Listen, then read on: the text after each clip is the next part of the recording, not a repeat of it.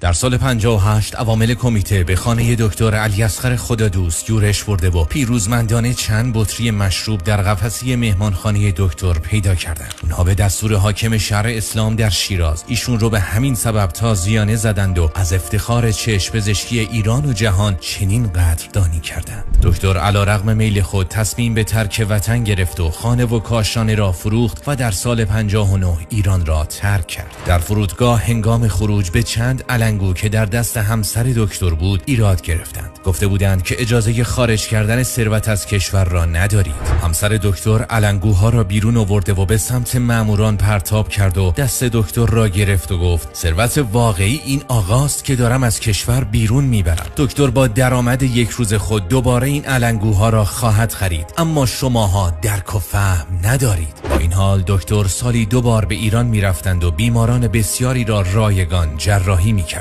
کدام مداح و آخوندی را سراغ دارید که نوحه رایگان، نماز رایگان و یا روزه رایگان بخواند؟